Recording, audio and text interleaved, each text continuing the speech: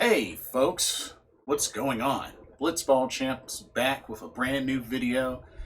I wanted to take some time to talk some pro wrestling. Just a few topics, a few things that were on my mind that I wanted to discuss. So yeah, let's just jump right on into it. First off, an update with an update about Kairi Sane. So apparently WWE has offered Kairi Sane a new contract that is supposedly more money than she's ever made anywhere else in any other promotion. So I guess it's safe to say this is big money. Um, Me personally, I think she should still leave.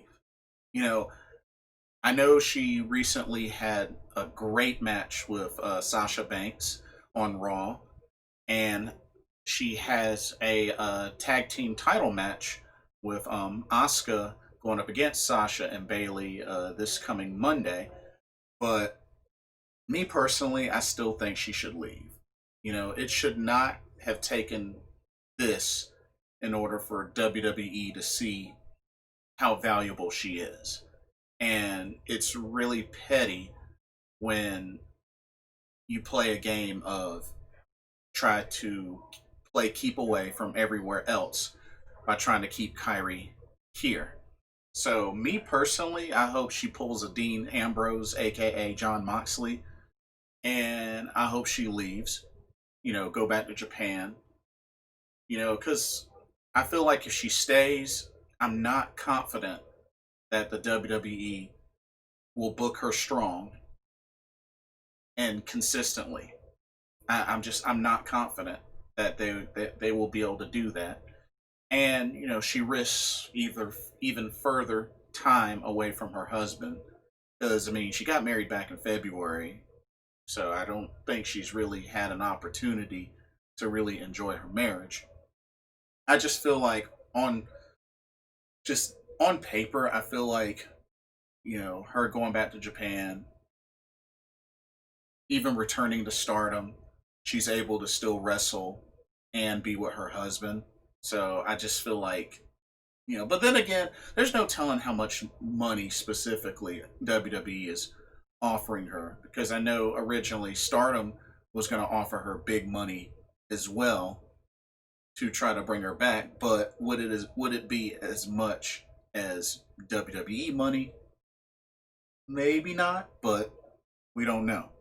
So, it'll be interesting to see if this persuades Kairi Sane to stay in the WWE.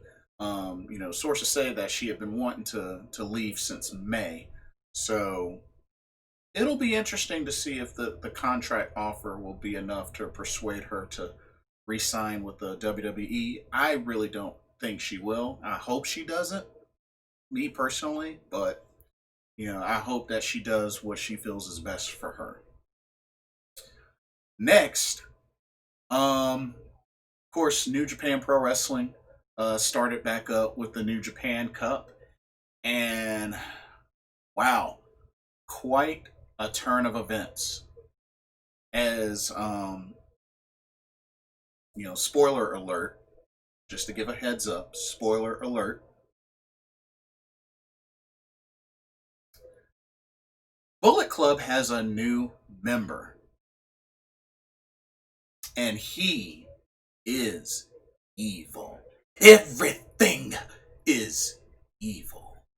And he's now part of the Bullet Club. Yes, not only that, at New Japan Pro Wrestling, the New Japan Cup, he dethroned Okada in the finals to win the New Japan Cup to earn the right to challenge double champion Tetsuya Naito, who held the IWGP Intercontinental Championship and the IWGP Heavyweight Championship. Goes on to Dominion to dethrone Naito, of course, with the help of some Bullet Club stablemates in the form of Jado, Bone Soldier, and a surprise Dick Togo dressed up as Bushi. Of course, Hiromu tried to have Naito's back. That didn't go too well. But yeah, and just like that, Evil is now your new IWGP Intercontinental Champion and IWGP Heavyweight Champion, who's now part of the Bullet Club, has turned on Naito and is now with the Bullet Club. Now, I'll be honest. While this was great shock factor, and Evil's a pretty big star. If you ask me, Evil's become quite a big star in Lij. I personally would have thought Sonata would have been the better choice because I felt like it would have generated a lot more heat, but that's just personal preference because he was well over with the crowd for so long. I felt like having him turn would have generated a lot more heat, but this is still good. This is still good. This still has a lot of shock factor, and it was executed very well.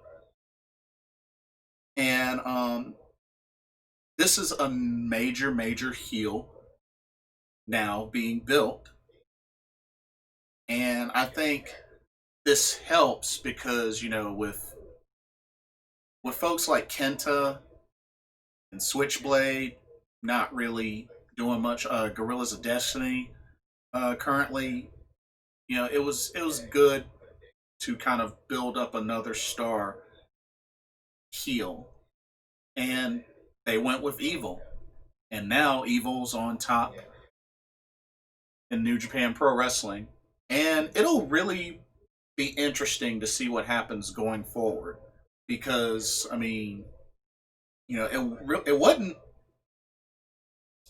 much of a title reign for Naito considering after after dethroning Okada, everything with the XO crisis happened and you know leading up to now, but very, very interesting turn of events and just quite a great way for New Japan Pro Wrestling to start back up. And the New Japan Cup was great. Dominion was great. A couple of things that stood out. We had a big upset in the New Japan Cup with Sho beating Shingo Takagi, um, which earned Sho a shot at the Never Open Weight Championship that Shingo holds. And of course, Shingo was able to successfully defend the title and defeated Sho at Dominion. But I thought it was really, really cool. Sho, I like Sho. Sho's, you know, has been pretty well built in these last couple of events. So I definitely like what they did with him and Shingo. I thought that was really cool. Unfortunately, Yo suffered an injury, and he's gonna be out for a while. I believe Yo might have tore his ACL. I believe so. Yeah, it's unfortunate because him and Sho Roppongi 3K are the current IWGP junior heavyweight tag team champs. So that's a big blow.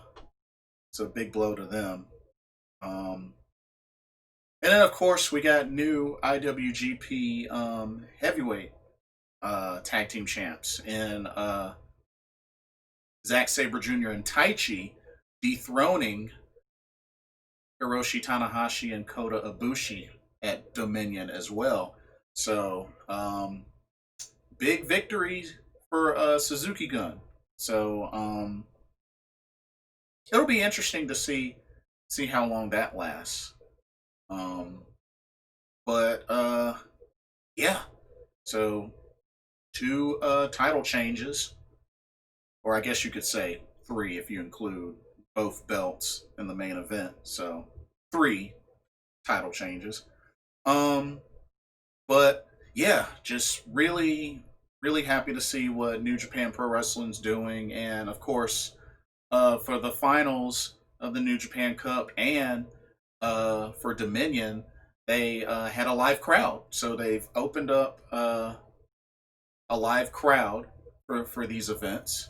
And of course, with everybody having to do the social distancing and wearing the face masks, and the staff, have done a good job with, sanitation and everything like that. So, it's been going good. And also, Stardom has started back up as well. So they're slowly getting, churning out more events. So yeah, this is good. Good showing by New Japan Pro Wrestling. Definitely glad to have them back. One thing I do wonder now with the fact that Shingo, Bushi, and Evil, they were never open weight 6-man tag team champs, but now that Evil has defected to Bullet Club, I mean, I guess we'll have to. I guess we'll have to see what they do about that. So I just thought it was kind of weird. It's like, wait, they're still the never open weight 6-man tag team champs, but yeah. But now that Evil's with Bullet Club, what they gonna do now? We'll have to wait and see. But a couple of things going on with WWE. Apparently, rumor has it that Jeff Hardy is not pleased with the whole angle that they're doing, using his real life struggles with drugs and alcohol into a storyline angle. So we'll have to see how that goes, but apparently word is he's not happy about it. So who knows? Maybe he's on the verge of walking out. Only time will tell. But we got that going on. Um, Me personally, I am looking so forward. If they do this right, if they book this really, really well, Io Shirai defending the NXT Women's Championship against Tegan Knox. I'm actually looking very forward to this match. I hope these two ladies, who are excellent wrestlers. Tegan Knox was originally favored to win the Mae Young Classic before she got injured.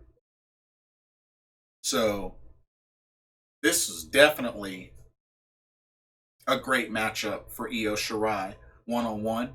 And I really hope, one, I hope there's no interference. And two, I hope these ladies have a good amount of time to showcase what they can do. Like 15 to 20 minutes, I think would be great. More, if more, awesome.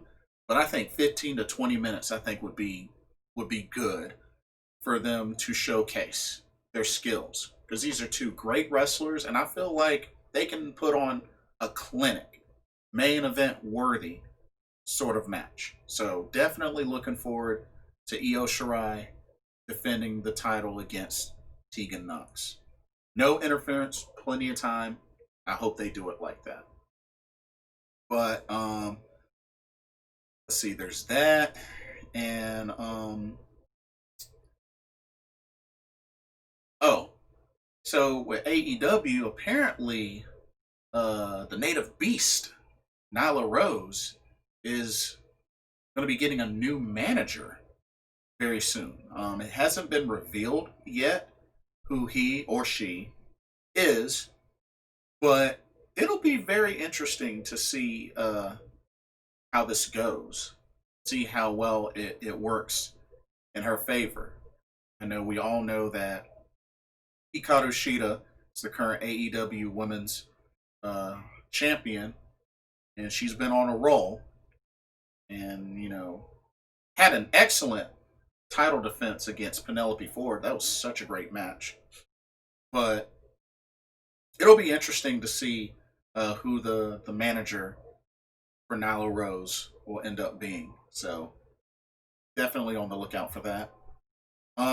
Also, it is really, really great to see the Lucha Bros back in action, especially getting a chance to see them teamed up with the Butcher and the Blade to go up against the Young Bucks and FTR uh, as part of Fighter Fest. Oh my goodness, so good to see the Lucha Bros back. That was, to this day, that was probably one of the best 8-man tag matches I've seen in a very, very long time to this day. Like, it was pandemonium, it was chaos, but both teams were showcased very well. The action was intense and it was ongoing. Definitely to this day, one of the best 8-man tag team matches that I've ever seen. So kudos to AEW on that. They really did excellent with that. Um, Also, rumor has it that it's going to be a change of direction with how Kenny Omega gets used and booked. Some say it seems like maybe gearing more towards a singles run, or don't know what's really going to happen with him and Hangman Adam Page as they're the current AEW World Tag Team Champions. But it'll be interesting to see what happens with Kenny Omega. He showed the sign of disrespect to FTR by pouring out the beer when offered a beer to toast. So who knows? Maybe Kenny Omega heel turn? Who knows? I mean, it seemed like a lot of people were expecting Adam Page to turn heel. Maybe it ends up being Kenny Omega. Who knows? But I'm definitely very curious. I'm very curious to see what they do. Britt Baker. Supposedly, Britt Baker is supposed to return at All Out, which I believe is September, September or October. But it'll be interesting to see how the rivalry continues and really grows between her and Big Swole, who's currently suspended. Um, I'm looking forward to that. I'm not too big on Britt Baker, but she's playing the heel role really well. So I have to see how it goes. I have to really see how it goes. We got Fight for the Fallen coming up, which is supposed to have John Moxley back to defend the AEW World Championship against Brian Cage, and the Taz brings back the FTW Championship and has given it to Brian Cage. So I thought that was pretty neat. I thought that was really neat.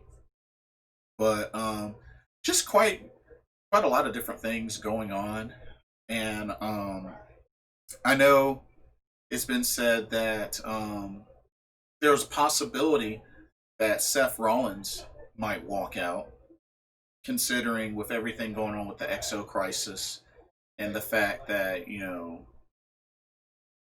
having to come home and being the that Becky Lynch is pregnant.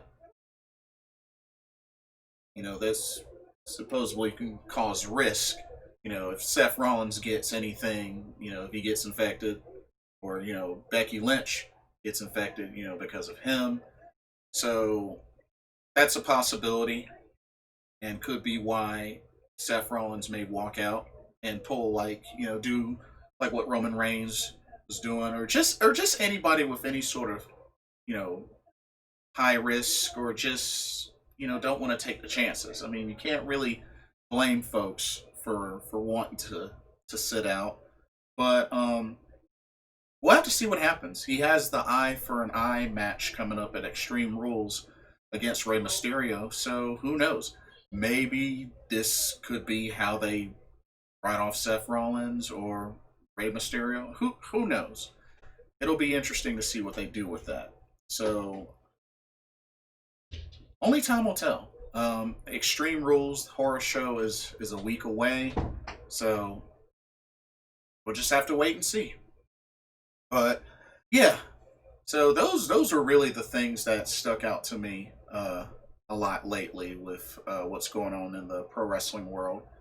So yeah, and then there's even rumors about WWE having a second Evolution pay per view for just the women, and rumor has it of possibly Tessa Blanchard making her debut via WWE Evolution. So I know they have been in talks with potentially signing the former Impact Wrestling World Champion, who's no longer part of Impact Wrestling, and Tessa Blanchard, which she does have some familiarity from being in the first Mae Young Classic, and from having like maybe one or two few matches in NXT. But we'll have to see what happens. I mean, I'd be on board for a second Evolution pay per view. I think it'd be great to be able to showcase as many of the women as possible. So, yeah, I hope that happens. But we'll see how it goes. But anyway, let me know what y'all's thoughts are, just with a lot of the different events going on, everything that's happened with New Japan Pro Wrestling, Evil, defecting to the Bullet Club, leaving LIJ, turning on Naito, winning the New Japan Cup, and dethroning Naito to become a double champion. IWGP Intercontinental Champion, IWGP Heavyweight Champion. So it's big right there. Stardom starting back up. Kairi Sane getting a WWE contract offer. We'll have to see what happens. This is all interesting stuff. But let me know what y'all think. Leave your comments, thoughts. Let me know. Let's discuss. Anyway, this is Blitzball Champ signing off. Thank y'all for watching. And y'all have a blessed day. See you soon. Peace.